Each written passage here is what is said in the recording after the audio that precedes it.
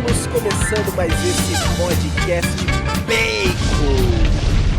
Tudo bem com você? Seja bem-vindo a mais esse episódio do Bacon Podcast, né? Estamos aí num formato diferente. Como você pode ver, mais pra frente a gente vai falar um pouco sobre isso. E o meu nome é Lucas. E junto comigo estão os irmãos Monzambani, a Fernanda. E aí, gente? O formato é novo, então se der algum erro, vocês não estranhem, tá bom? Exatamente. E também o Bruno. E aí, pessoal, vou falar pra vocês, é muito divertido esse negócio de musiquinha ao vivo aqui. É bem diferente, né? Mas é bem legal também, Mas no meio do exatamente. podcast você vai estar mexendo na música e vai esquecer de prestar atenção. Do Vocês tem vão que ver, falar, certeza. Muito bem, né? Estamos aqui então, né? Um episódio aí só nós três, para você que estava com saudade, né? Só de nós três aqui reunidos. E, né, antes de mais nada, né, siga-nos nas nossas redes sociais, @BaconPodcastBR, e também no YouTube, né? Você que está nos ouvindo aí no podcast, vai lá no YouTube, nos ajuda a crescer cada vez mais na plataforma do YouTube, né? Então vai lá, se você ainda não é inscrito, se inscreve, deixe o seu like. Saiba aí também que o YouTube agora vai ter ali algumas musiquinhas, alguns efeitos, enfim. Coisa mínima, mas vai ter, né? Vai ficar um pouquinho mais colorido, né? Digamos assim. E também você que está no YouTube e não conhece, nós também temos o nosso podcast aí nas principais, né, nas melhores plataformas de podcast. Então procure lá por Bacon Podcast, em todas as plataformas, não vou falar elas, né, porque esse episódio também está no YouTube, então para não dar nenhum problema, né, ficamos dependendo aí da plataforma vermelha, né, e nós que, eu também estou a caráter aqui hoje, né, de vermelho, com fundo vermelho, com a minha garrafinha vermelha. Você que está ouvindo o podcast, você não está vendo isso. Provavelmente você não vai estar nem escutando isso, né? Não, vai estar escutando sim, eu vou deixar. Uma forma de atrair, né? E nós vamos falar um pouco aí sobre essa influência, né? Essa influência do mercado asiático, né? O mercado chinês, o mercado coreano, o mercado também japonês, né? O japonês sempre teve, né? De certa forma, mas a gente vai falar um pouquinho aqui hoje de ideologias, né? Vai falar um pouquinho aí sobre essa infiltração também que está acontecendo aí, seja de coisas boas ou também de coisas ruins, né? De uma cultura oriental no Ocidente. E então, também, né, antes que eu me esqueça, nós estamos aí com a campanha do Apoia-se, né? Então, o Apoia-se, a gente ficou um bom tempo parado, né? Provavelmente os episódios anteriores aí você deve ter escutado, né, o nosso apelo, né, para o Apoia-se, que o Apoia-se é essa plataforma aí de crowdfunding, né, onde você faz uma espécie de vaquinha, né, online, onde você pede aí ajuda para as pessoas para alcançar um determinado objetivo, né? O nosso é apenas a sua colaboração para a gente poder manter o podcast, né? Seja no YouTube, seja nas plataformas de podcast, com todo o trabalho aí que dá de preparação, de gravação, de edição, né? E também as plataformas, né? Até então a gente nunca cobrou nada, né? A gente não vai cobrar, né? Pelo menos acredito, né? No momento, né? Por enquanto, não sei de amanhã, né? Enfim, mas hoje a gente não tem nem o direito de cobrar nada, né? Mas nós sempre entregamos um conteúdo aí de qualidade de forma 100% gratuita, né? Porém, algumas ferramentas aí estão exigindo aí um certo investimento financeiro, né? Não só um investimento de Em tempo. dólar, né? E em Em dólar. dólar. Pois é. Exatamente, né? Como você pode ver, a gente até mudou a plataforma de gravação. Você vai perceber aí algumas coisas diferentes justamente por conta disso. Então nos ajude, né? Eu acho que você pode nos ajudar aí, seja com R$ 5, com R$ 10, com R$ 15, seja com uma pizza, né? Uma pizza aí que você ia gastar com uma pizza aí no mês, ou com uma Coca-Cola que você ia gastar também à toa, você que está querendo fazer uma dieta, enfim, né? Invista a sua dieta no Bacon Podcast, que toda ajuda será bem-vinda. Então vai Esse lá no bacon não Apoia. engorda, né? Esse bacon não engorda. Vai lá no apoia.se/bacon podcast, ou para facilitar, né, acesse aqui o link na descrição. Pera aí. Houve uma interferência aqui, aguenta aí. Eu tava ouvindo um podcast aqui, ele Começou a tocar do executou nada. do nada. Não sei o que aconteceu aqui, mas enfim, eu fechei. Então, né, voltando, nos ajude, né? O link está na descrição, então, para mais informações, nos ajude. E é claro, aquela ajuda mensal é bem-vinda, né? Então, todos os meses, para facilitar cadastro, o seu cartão de crédito, eu acho que fica muito mais fácil uma cobrança recorrente, você nem vai sentir no bolso, né? Então, vai lá e nos ajude a manter o Bacon. O Bacon, para você que não conhece, que é esse portal conservador sobre cultura pop, né? Então, essa sua proteína semanal de bacon, com muita informação, mas a informação que vale a pena, não aquelas informações de lacração. Muito bem, meus caros nerds conservadores dessa terra de Santa Cruz. Acompanhe então mais esse episódio do Bacon Podcast.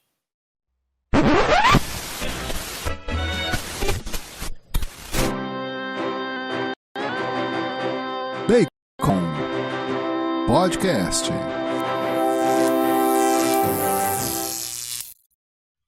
Ia ser bem mais legal com a imagem, mas tudo bem. Isso aí, né? Então, como de tradição, Bruno, por favor, dê-nos a sinopse desse episódio. Então, você já introduziu bem o tema aí, mas vamos dar uma geral, uma pincelada. A gente notou, você também deve ter notado, um número cada vez maior de produções orientais produzidas no Oriente ou voltadas para o público mais oriental, seja China, Japão, Coreia principalmente, são esses três principais lugares, e onde essas produções cinematográficas, séries, trazem conteúdos voltados para esse público, da cultura desse público, mas também são voltados aqui para o Ocidente. Também tem uma mescla de formatos voltados para o Ocidente. Então, a gente vê que eles estão atirando para os dois públicos ao mesmo tempo.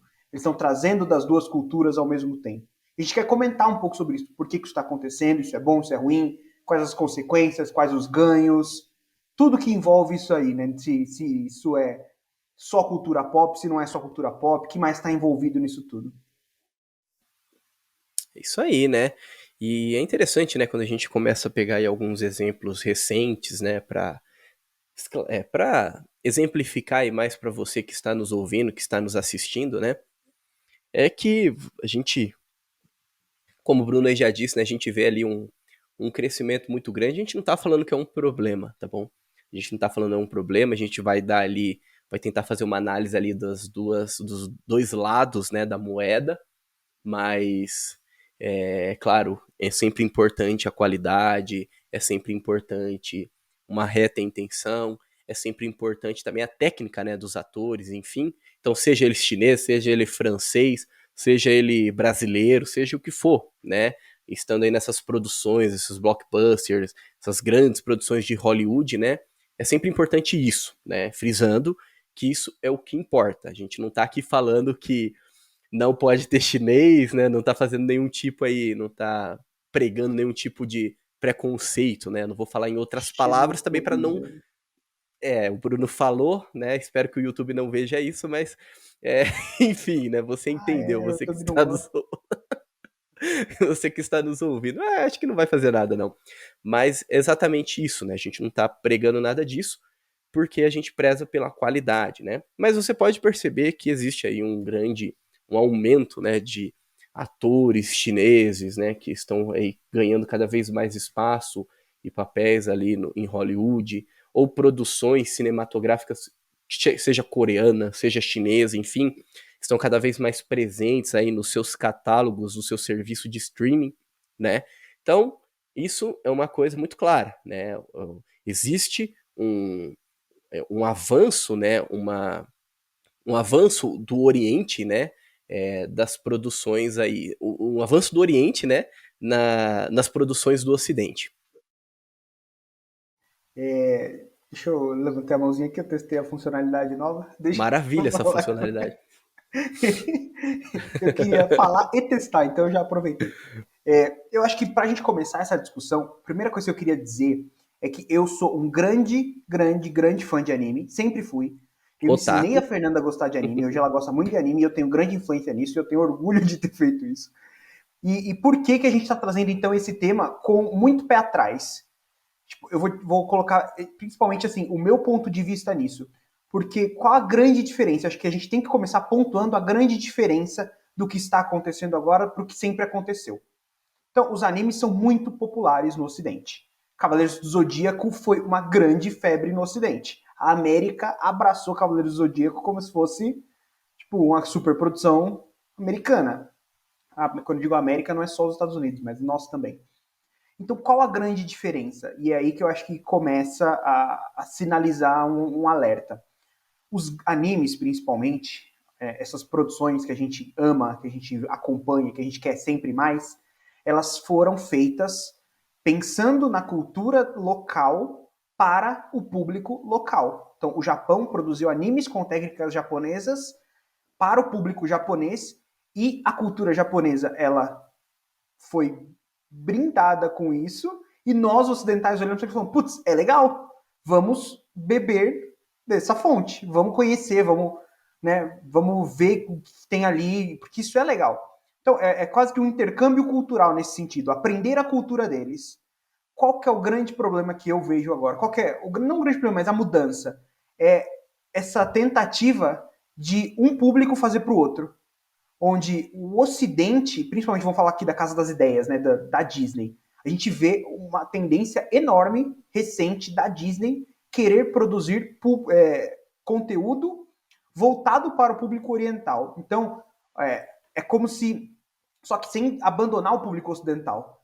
Então, é diferente. Não é como o oriental vem ver o que a gente produz aqui no Ocidente porque ele achou muito bom e vice-versa. Não. É quando você quer quase que abraçar a outra cultura, se apropriar dela.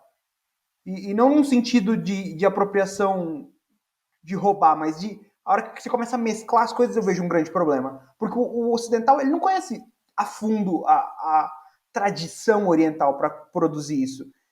E aí, ao mesmo tempo, ele quer misturar a tradição ocidental para produzir conteúdos orientais, e aí começa a virar uma salada. Eu não sei se eu estou me fazendo entender muito bem, mas eu acho que essa é a grande diferença do porquê que a gente está falando disso agora. Porque produções feitas, voltadas para aquele público, né, de quem conhece, de quem vive aquela cultura, é uma coisa. Agora, quando outra cultura quer produzir, o negócio começa a desandar. Começa a acender um alerta. Nisso que você falou, Bruno, tem algumas coisas. Nossa, minha voz tá horrorosa. Tô gripada, gente. Sinto muito. Mas isso que você falou tem algumas coisas que precisam ser pontuadas. Então, de fato, os animes, inicialmente, eles foram produzidos para o público japonês. Hoje já não é mais assim. Hoje, em muitos casos, os animes são feitos e pensados para um público ocidental. Então, isso hoje já virou uma salada, digamos assim, inclusive nos animes. Um outro ponto que precisa ser colocado é que a Disney, ela não quer, por exemplo, produzir para o público asiático por uma questão unicamente ideológica. Claro que a gente vê um pouco também da ideologia aí, mas é principalmente pelo fator econômico. Querendo ou não, hoje a China é o segundo maior mercado de cinema do mundo. Então, é muito importante agradar os chineses nesse sentido, porque tem gente pra caramba pra ver, pra ir no cinema, assistir o filme e dar dinheiro pra empresa.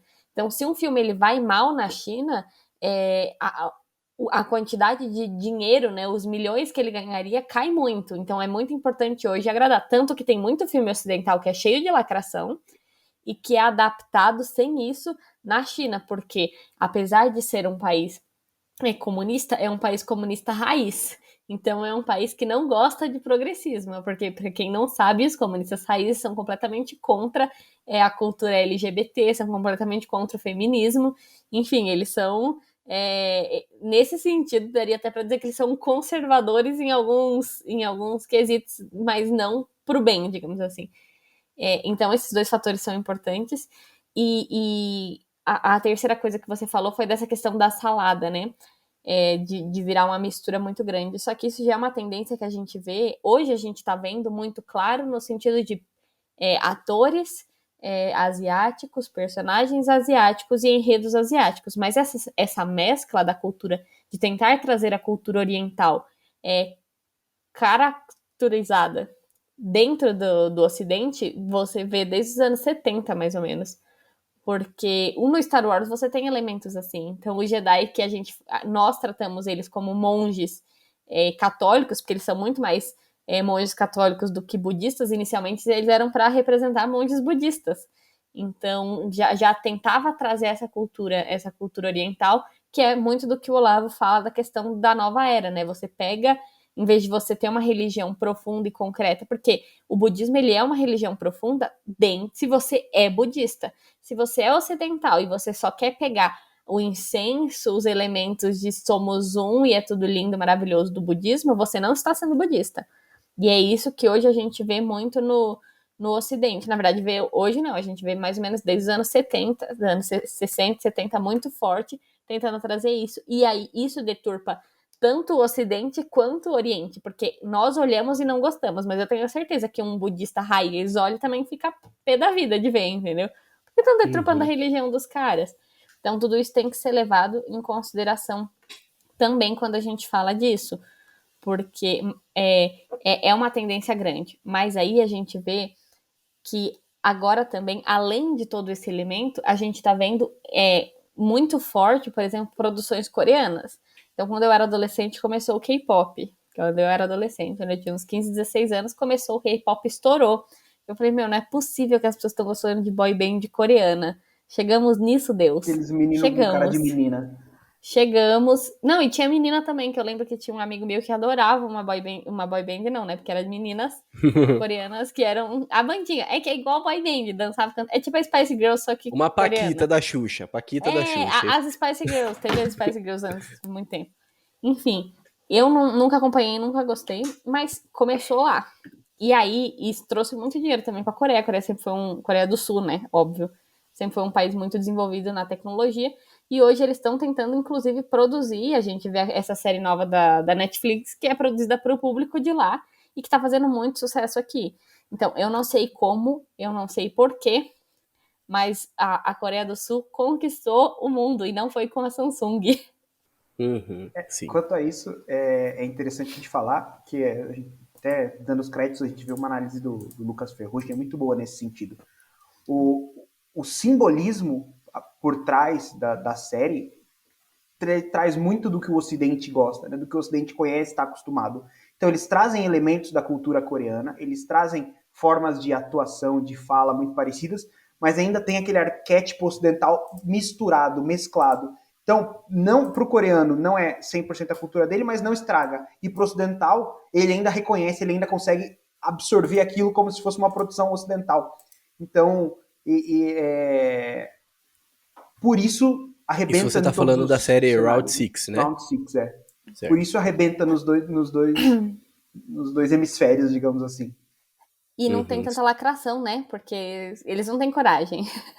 Isso inclusive fazia parte da análise, né? Porque o público oriental, ele é muito menos adepto ao progressismo que a gente está acostumado. A gente abriu a porta, as pernas, abriu tudo. A gente deixou entrar qualquer coisa agora. A gente já não tem filtro nenhum, a gente aceita qualquer porcaria. Eles não. Tanto que na Rússia, Eternos vai ser para maior de 18, porque tem beijo entre homens, assim. Shang-Chi foi bloqueado na China por causa do estereótipo da origem dos quadrinhos, então a gente vê que os caras não aceitam qualquer coisa, assim, tipo, não passa. E não só esses países que são mais restritivos, mas também a própria Coreia e Japão, que são muito mais ocidentalizados, eles também não aceitam tanta coisa assim, né? Então, para produzir aqui, para que eles gostem lá, precisa segurar um pouco. Então esse é um lado positivo, bem positivo. Exato, assim, de tudo que vocês falaram aí também, né? A Fernanda tocou aí no sentido, seja ideológico ou econômico também da coisa, né? E se a gente volta um pouco mais ainda ali do que da década de 60, a gente vai ali pro 1930, né? No Partido Comunista da União Soviética, ali nos primórdios, quando eles ainda precisavam se esforçar para alistar pessoas, né? Às suas frentes. Lenin, ele tem uma frase que é muito importante para isso, né? De todas as artes, a mais importante para nós é o cinema, né?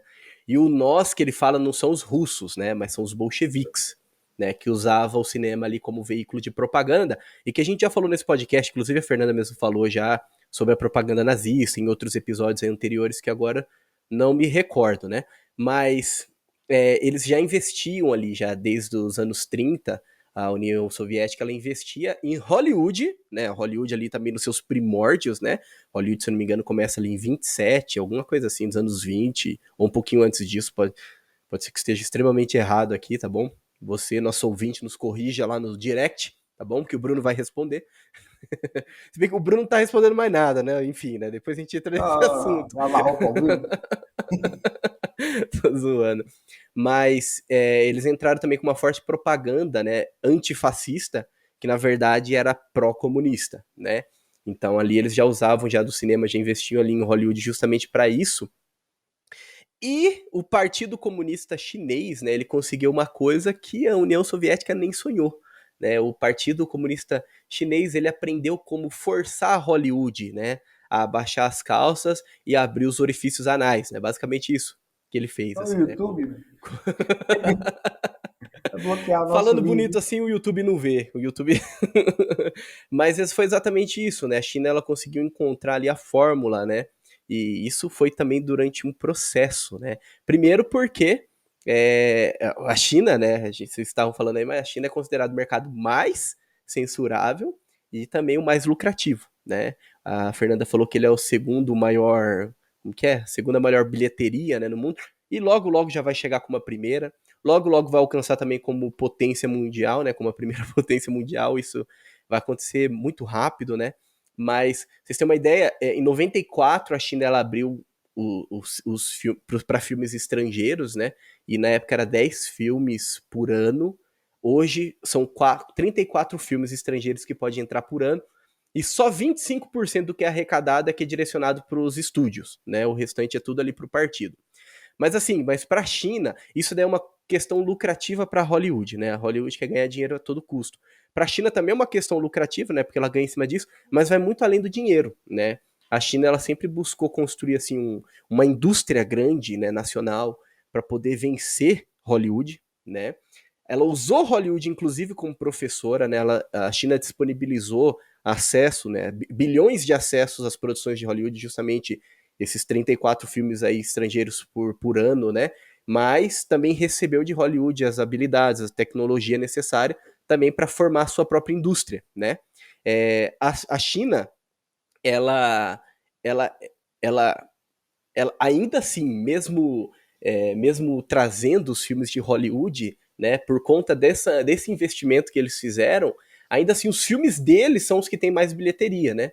Se a gente usa o exemplo ali de, acho que a Guerra Infinita, Vingadores Guerra Infinita, que eu acho que é de 2018, se eu não me engano, ele ficou em quarto lugar na bilheteria do ano, né? E os 3 primeiros lugares foram filmes chineses.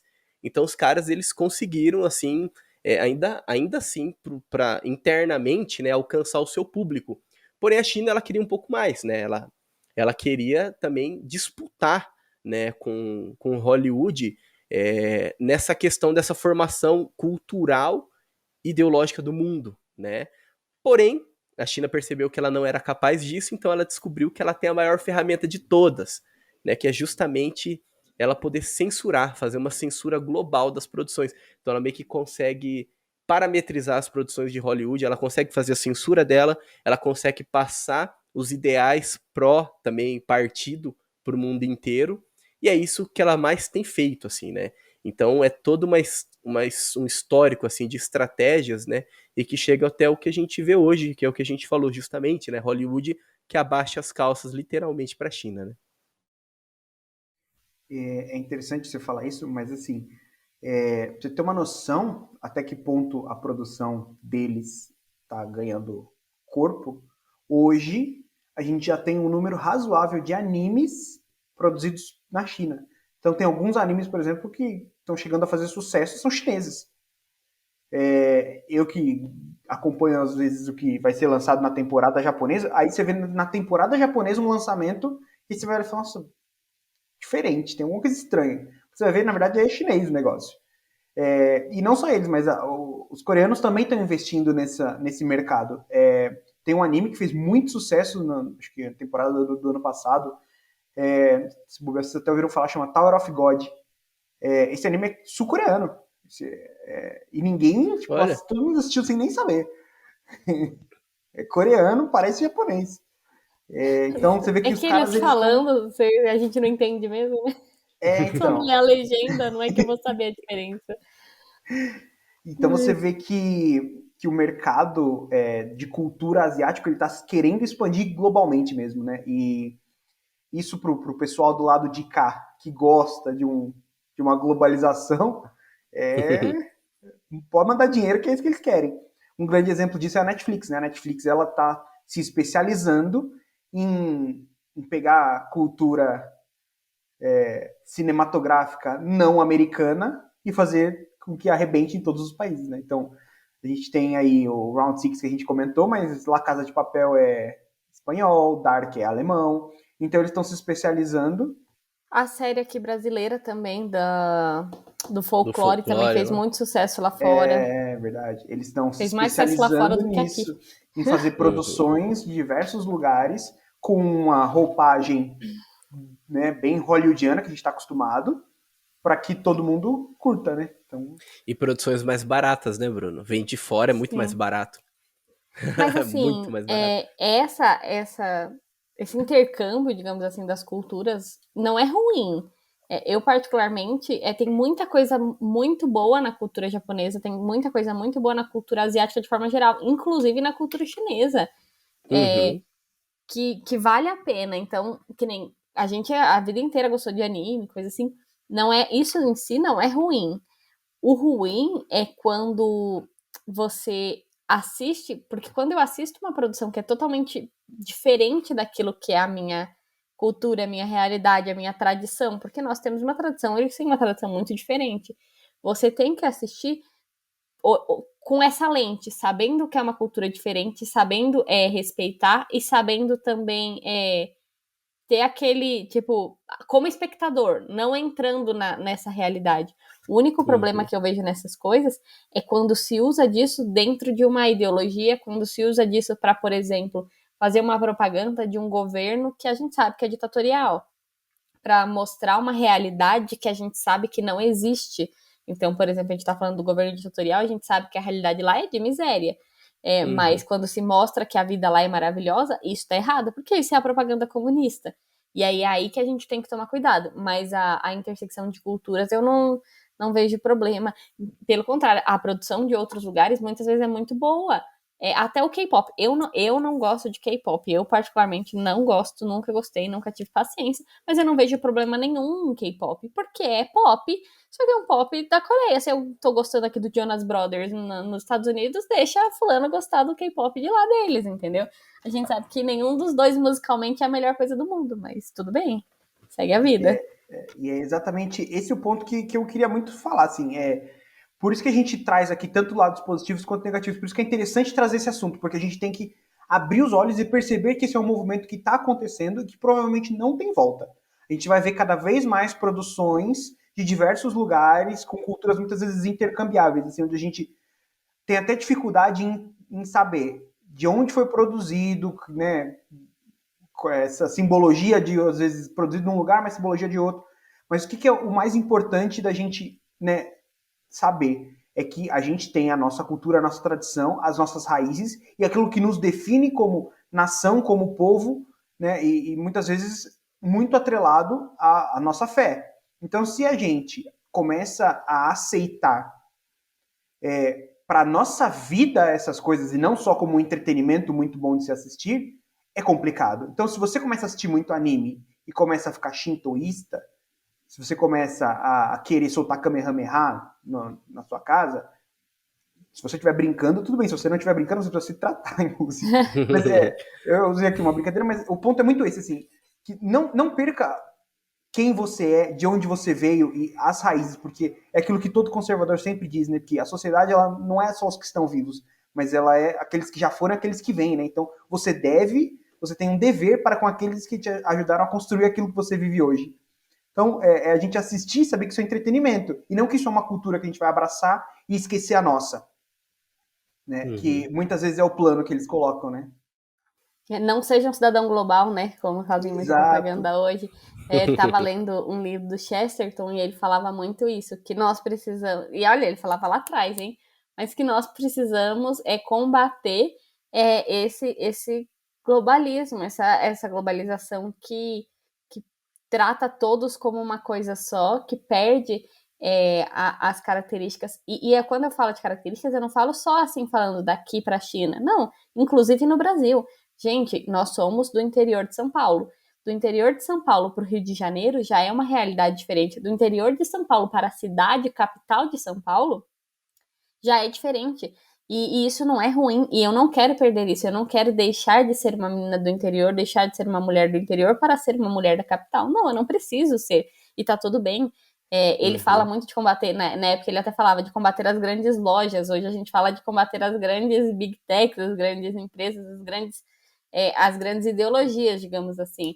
Mas eu acho que o grande segredo é esse, fazer o intercâmbio de culturas, ótimo, porque se a gente não tivesse feito o intercâmbio de culturas, a gente não teria nem bússola hoje, a gente não teria café hoje.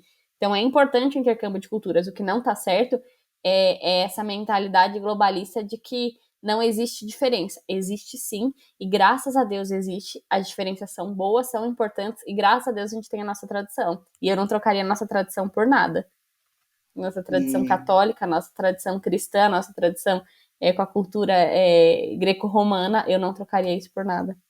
E não esquecer nunca, de forma nenhuma, que por mais diferente que possa ser a cultura, ou por mais agregadora que ela pode ser, a verdade é uma só, a realidade é uma só. Então, não esquecer disso, né? É fincar os pés na realidade e sempre buscar a verdade. É isso que é o mais importante, assim.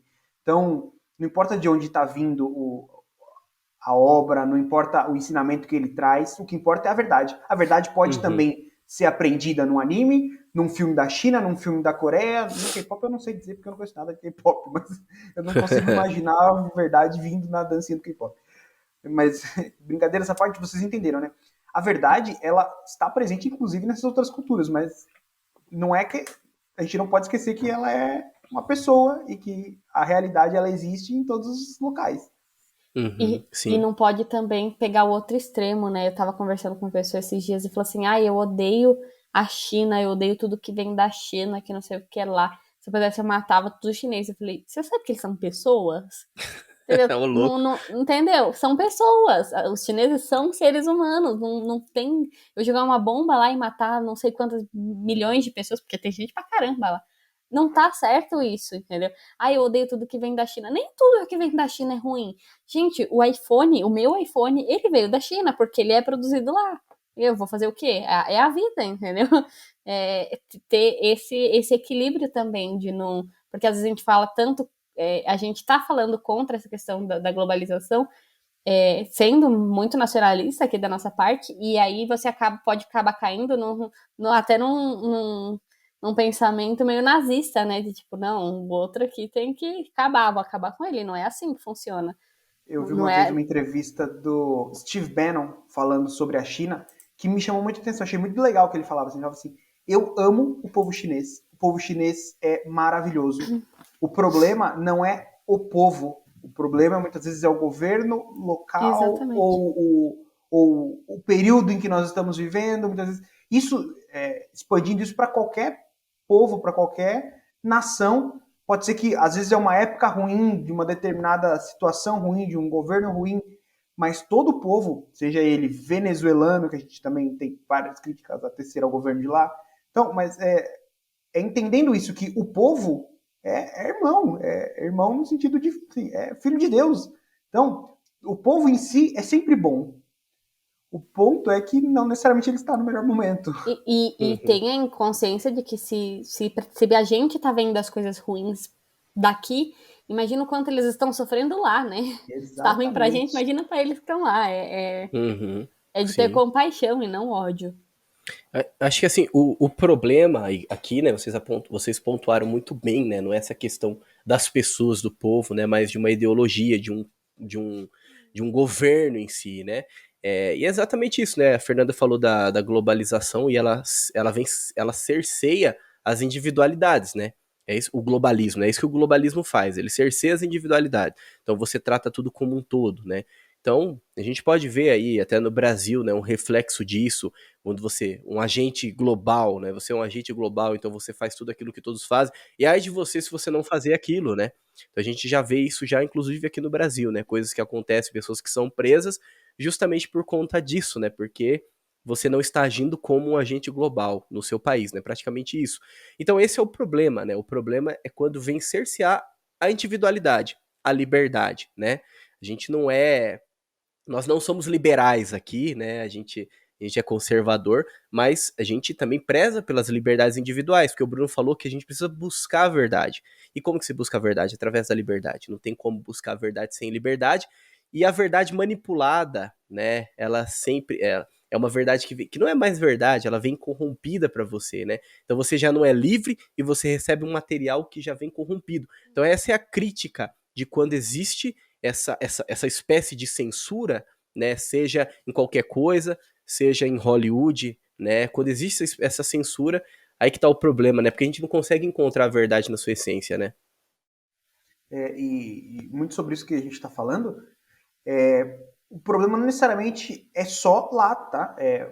A ideologia maior do globalismo, ela nasceu aqui, ela nasceu no Ocidente, ela foi desenvolvida no Uhum. Ocidente, ela é pensada nas reuniões no Ocidente com ocidentais, que usurpam, se unem, enfim, com o Oriente. Então, aqui, parece teoria da conspiração e parece esquizofrênico falando, mas o inimigo está em todo lugar.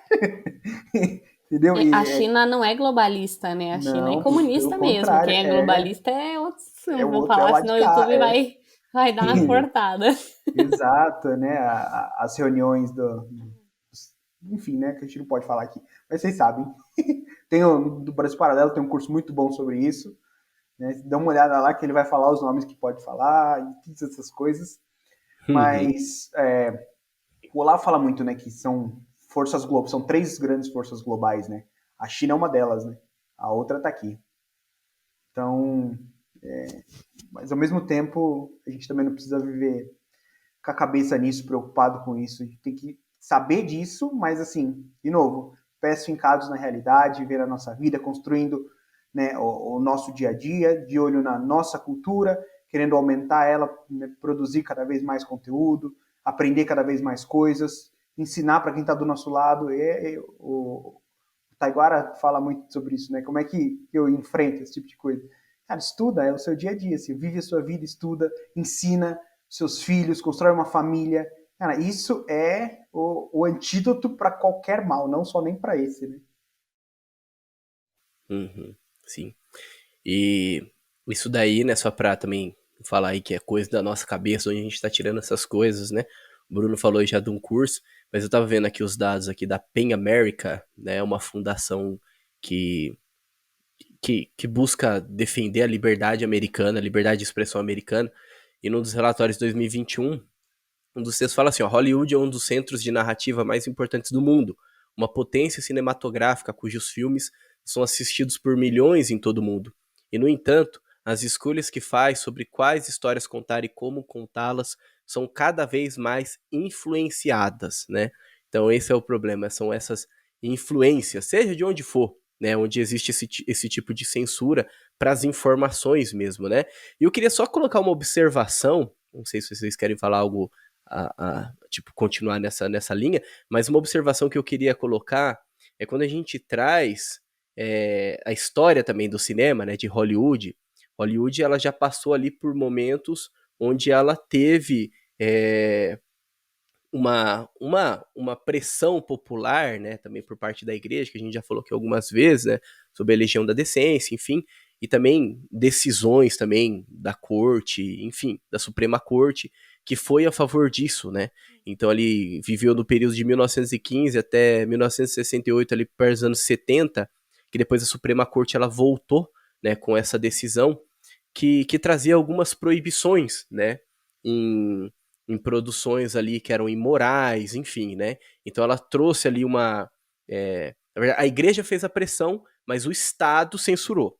Isso aconteceu. O Estado censurou. A igreja fez uma pressão sobre as produções, mas o Estado foi lá e entrou com uma lei na Suprema Corte para censurar algumas produções. Aí foi criado lá, enfim, um departamento que analisava as produções e deixava passar, enfim. E também os grandes movimentos, as grandes associações, né, de cinema de Hollywood, eles montaram o Motion Picture Association of America, né, o MPAA. E esse MPAA era, tipo, era uma organização, na verdade eles que fizeram essa organização para que os filmes deles pudessem passar por essa peneira que o Estado colocou. Então essa MPAA foi uma organização fundada ali pelas próprias produtoras para que os filmes pudessem ir adiante, né? Para que os filmes não fossem barrados, enfim. E que depois caiu em 68 ali, perto ali dos anos 70. Mas Hollywood ela fez uma grande pressão para poder trazer filmes ali, para não ficar nessa regra de filmes que trazem algum valor, filmes que são morais, enfim, foi criado também ali as indicações, né, das produções também nessa época, que era livre, enfim, 16 anos, 18 anos, né, que era com outras palavras, mas nessa época eles fizeram uma pressão para que não existisse essa censura, né, para que as produções elas pudessem ser diferentes daquilo, né. Então, o que a gente espera hoje é que Hollywood acorde, né? Hollywood acorde e que Hollywood funde novamente essa MPAA, né? E faça com que as produções também não estejam tão dependentes assim de governos ou de ideologias, né? Então era esse ponto que eu queria colocar. Até parece irônico isso, mas quem mais está censurando a indecência em Hollywood agora são os orientais, né? A gente estava falando um pouco no começo que eles não aceitam qualquer coisa, mas o próprio, a gente citou aqui os filmes que foram mais voltados para o mercado chinês, né? Shang-Chi e Mulan, cara, são totalmente controlados nesse sentido, né? É interessante Sim. isso. E os chineses, inclusive, eles estão críticos, né? Eles criticaram pra caramba. Mulan, Shang-Chi, eles falaram que os atores eram feios. Teve uma parada assim, entendeu? Os negócios assim, tipo... Os caras estão exigentes, viu? Os caras são exigentes. Imagina assim, eles já têm um pé atrás, tudo que vem do mercado americano, tudo que vem do Ocidente. E aí, vem do Ocidente, querendo trazer a cultura deles pra eles, o cara vai falar, mano, você quer vir ensinar o padre a rezar a missa? Vocês já pararam pra pensar que toda vez que isso é real, assim, Hollywood ele tenta retratar um outro país, dá muito errado. Gente, é só olhar quando eles tentam retratar o Brasil, o Rio. O Eu Velozes nunca e vou esquecer. Furiosos, gente do céu. Velozes e Furiosos é muito vergonha alheia que vocês têm. Brasil! E eles acham que é isso mesmo. Então, assim, porque querendo ou não, não só eles, na verdade, todo mundo vive numa bolha. Se a gente tentar retratar os americanos de verdade, a gente não vai retratar os americanos de verdade, porque a gente conhece de ver os filmes, a gente conhece de, no máximo, ir passear. No caso, nunca fui para os Estados Unidos, mas gostaria de ir passear nos Estados Unidos. Então a gente não conhece de verdade. E aí você vai retratar de forma errada e não vai agradar. Sempre acontece isso, não tem jeito. E eu diria até mais, acho que é mais fácil a gente retratar eles bem do que eles a gente. Porque o tanto de produção americana é muito maior do que a produção dos outros lugares. Então a gente assiste eles muito mais do que eles assistem a gente. Não, mas mesmo assim a gente não vai ser 100% fiel, entendeu? Não tem concordo, como. Tô dizendo que é ainda pior pra eles. E incomoda, não adianta. Gente, quando eu vi o Velozes e Furiosos do Rio, eu falei, não, você tá de sacanagem comigo, isso aí. Na boa, vocês acham que a gente é o quê? Uns bichos? Ô, Toretto, tá louco? Então. Lembra na ponte Rio-Niterói? Eu fiquei, nossa, mano. Pois é. Tá bom. Eles nem filmaram no Brasil, né? Curiosidade aí, mas eles filmaram, eu não lembro qual país que foi da América Central, mas eles filmaram em outro lugar. Tanto que os táxis eram brancos, não eram amarelos igual do Rio. Não, uma coisa que sempre acontece filmaram também, em São Paulo, o povo achar que o brasileiro fala espanhol. Sempre o povo acha que o brasileiro fala espanhol. Entendeu? Então faz parte. A gente tá perdido aqui, né, no meio da América, né? Não, mas isso porque nós estamos todos no mesmo continente. Entendeu? Nós temos a mesma tradição, de certa forma. Eles são protestantes, nós temos uma tradição mais católica, mas é muito parecido, né? Agora, imagina você tentar retratar um asiático. É totalmente diferente. Eu falo porque eu trabalho com um cliente japonês e todo dia eu falo assim, nossa, não acredito que aí é assim. Que loucura, que não sei o que lá. Por exemplo, eu descobri esses dias que as aulas deles começam em abril. Abril. Eu não entendi por quê, mas também porque eles não param em dezembro. Eles não têm Natal, né? Eu falei, gente, mas como é que vive sem Natal? Não, tá errado isso aí. Como é que. Não, não tá. Entendeu? Porque os caras são budistas, eles não têm Natal, faz sentido. Então, assim, se pra mim. Nossa, não vai dar certo. Então, se você pega o Rio Grande do Sul e o Uruguai e tenta comparar a cultura, pô, eles eram uma coisa só. Uhum. Já é diferente, né? Então, É claro que vai fracassar. Vocês falaram sobre retratar, né, outras nações, a forma que a gente conhece os Estados Unidos, que existe uma bolha realmente, né? Mas é interessante porque as produções, acho que antes ali de 2010, acho que nem tanto, mas enfim, de 2000 ali, ou ainda um pouco de 2000 para trás, sempre traziam um sentido americano de honra, né? Aquela questão também do sonho americano, a questão dos heróis, da pátria, né? Filmes assim que retratavam mesmo o patriotismo, né? E a gente percebe que hoje os próprios americanos estão trazendo filmes anti-americanos, né? Então é uma confusão, você não dá pra se assiste uma coisa, diz uma, assiste outra, diz outra, assim, né? Então existe que também é influenciado também, né? Faz uns filmes anti-americanos também por influências, né? Por que será, né? Quem é que é o Exato. globalista que a gente não pode falar? Exatamente. Mas. viu? E assim, e se você tá duvidando ainda que isso acontece, vou dar aqui alguns exemplos que eu fiz questão de pesquisar, que vale muito a pena, né? Que se você acha que filme que é reproduzido na China, que a China não faz nada, a gente pode usar um exemplo aqui que é o Doutor Estranho, né? O Doutor Estranho, ele nos quadrinhos ele tem um ancião, né? Que treina o Doctor Strange, inclusive, né? E esse ancião ele é tibetano, né?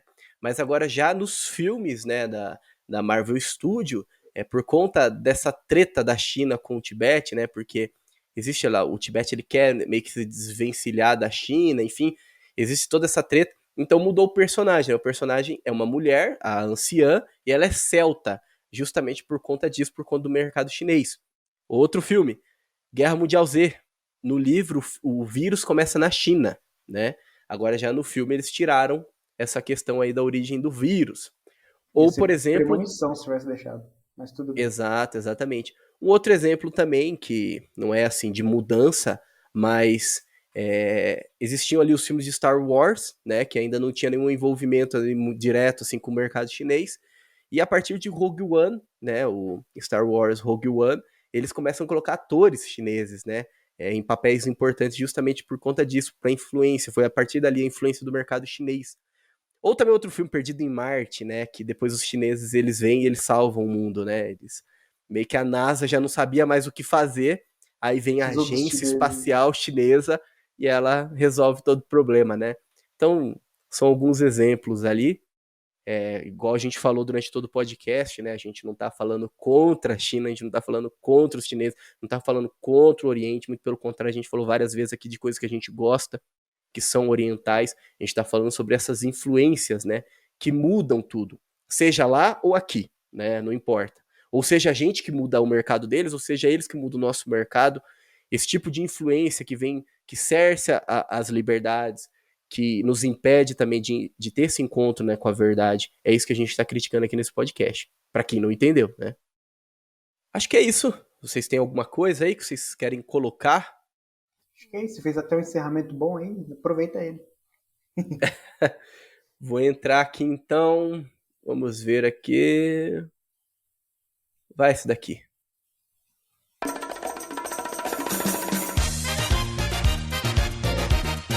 Vai dando assim.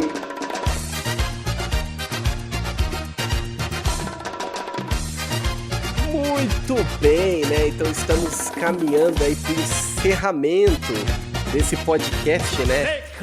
E nós precisamos lembrar aí, você que ainda não foi lá no nosso canal do YouTube, vai lá, né? Se inscreve, deixa o seu like. Você que está no YouTube, também vai lá no nosso podcast, procura, né, nos agregadores de podcast. Só queria dizer, desculpa interromper, mas a gente não tem maturidade para essas musiquinhas. Hoje é a primeira vez que a gente está usando essa ferramenta e a gente não consegue, a gente não tem maturidade para falar sério, tocando musiquinhas do Máscara. Não consigo lidar. Não Muito consigo. bom. Estou dizendo que eu gostei muito dessas ferramentas. Desculpa. É isso, essa é a vantagem de você estar aqui no YouTube. Você vai estar vendo essas coisas, né? Isso daí tudo a gente muda no podcast. Mas é isso, né? Então siga-nos também nas nossas redes sociais, @BaconPodcastBR. Mais uma vez, nos ajude no Apoia-se, né? Depois, agora que o podcast acabou, vai lá no link que está na descrição. Eu vou te dar agora 3 segundos para você ir no link. Eu não tô brincando. Se você não foi ainda, se você tá esperando, se você está esperando, eu não tô brincando, vou te dar mais 3 segundos. Vai lá com calma, clica no link, pelo menos para abrir a aba até encerrar esse podcast. Acreditando que você fez isso, né? Na minha inocência, né? Espero que sim. Né? Nos ajude, né? Com aquilo que você puder. Toda ajuda será muito bem-vinda, igual eu falei lá no começo do podcast. E também compartilha com seus amigos esse episódio. Você acha que tem aquele amigo ali que gosta muito da Marvel, que precisa saber de coisas que estão por trás, né? Dos bastidores, nos making-offs da vida, né? Da nossa sociedade. Manda lá para ele que esse é o podcast ideal para esse seu amigo. Então, agradeço você que nos acompanhou até esse momento. Fique com Deus e que a força do bacon esteja com você.